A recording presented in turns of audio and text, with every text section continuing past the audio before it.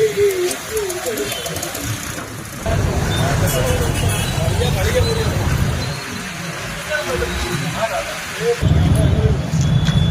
से मारे वो वहाँ से मारे और कहाँ से मारे?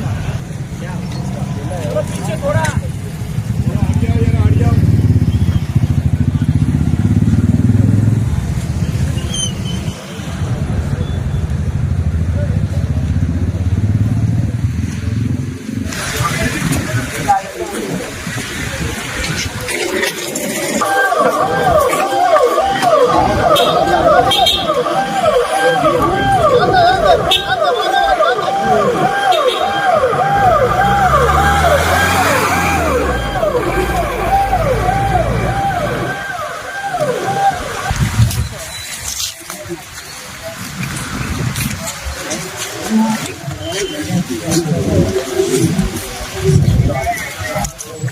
पीछे हो जाओ भाई लोग, पीछे हो जाओ।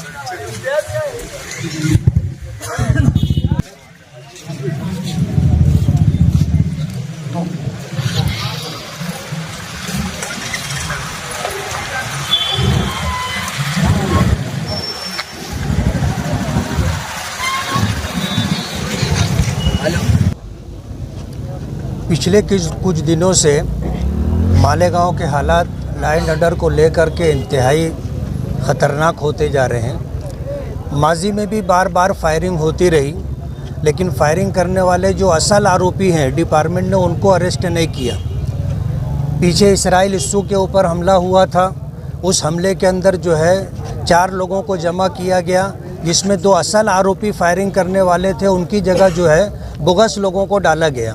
ये डिपार्टमेंट की मिली भगत से हो रहा है। अगर पुलिस डिपार्टमेंट इस तरह की छूट न देती और इस तरह की जो सूरत हाल मालेगांव में बनती जा रही है कि हर 2-4 महीने के ऊपर फायरिंग होती है और फायरिंग करने वाला गिरफ्तार नहीं होता, लॉ एंड ऑर्डर के ज़िम्मेदारान क्या सो रहे हैं कि ये जंगल राज है?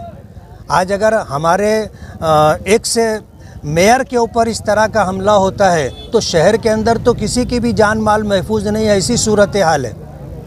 आज इस वक्त अब्दुल मालिक मेयर के ऊपर जो हमला हुआ है, ये तो बहुत करीब से फायरिंग की गई और फायरिंग करने वाले इतने बेखौफ थे कि उन्होंने किसी तरह का कोई चेहरा वगैरह छुपाया नहीं, बल्कि डायरेक्ट आकर के 5-7 फीट के फासले से उन्होंने जो है फायरिंग की और 3 फायरिंग की, एक हाथ में लगी और एक पैर में लगी और एक जो है पसली में गोली लगी है।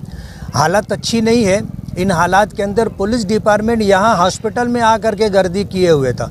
पुलिस डिपार्टमेंट की जिम्मेदारी ये थी कि वो बजाय हॉस्पिटल छोड़ करके आरोपियों को तलाश करना, उनको गिरफ्तार करने का काम करना चाहिए था। सारे जिम्मेदारान यहीं जमा थे और जो असल आरोपी है वो शहर के अंदर कहाँ है, शहर से निकल गए हैं। पुलिस डिपार्टमेंट उनको जाने का मौका दे रही है, ऐसा दिख करके आ रहा है।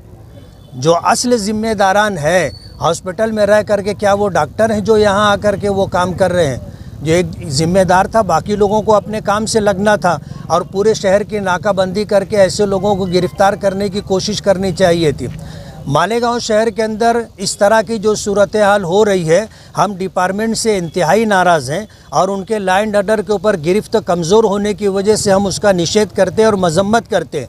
इस तरह की सूरत हाल ऐसा हो गए जैसे मालेगांव में जंगल राज है, किसी की जान, किसी का माल, इज्जत व आबरू महफूज नहीं है। इस तरह की सूरत हाल बनती जा रही है और जो लोग गुनहगार हैं, बेखौफ हैं, उनको किसी तरह का डर और खौफ नहीं है।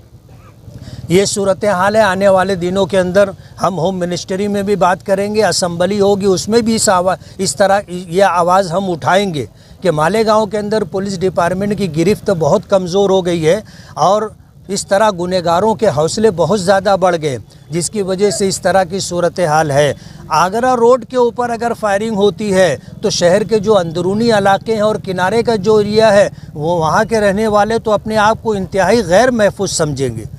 इसलिए मालेगांव की तरफ से हम इस मामले की जो है डिपार्टमेंट की मजम्मत और निषेध करते और असल आरोपी अगर गिरफ्तार नहीं होते हैं सुबह तक, तो उस सिलसिले के अंदर क्या करना है हम शहर के ज़िम्मेदारों से मशवरा करने के बाद अगला प्रोग्राम तय करेंगे। अभी डॉक्टरों से क्या बात हुई आपकी? ये सियासी रंजिश है या फिर अभी तो सूरत हाल क्या है कि यानी इंक्वायरी के बाद ही समझ में आएगी, लेकिन पिछले चंद दिनों से जिस तरह की आपस में जो है टॉकिंग हो रही थी, एक दूसरे से बातचीत हो रही थी, एक दूसरे के ख़िलाफ़ बोला जा रहा था, तो उससे ये साफ जाहिर होता है कि ये पॉलिटिकल और सियासी मसला है और इसी मामले में उसको टारगेट किया गया है। कहाँ ले गए? नासिक लेकर के गए हैं।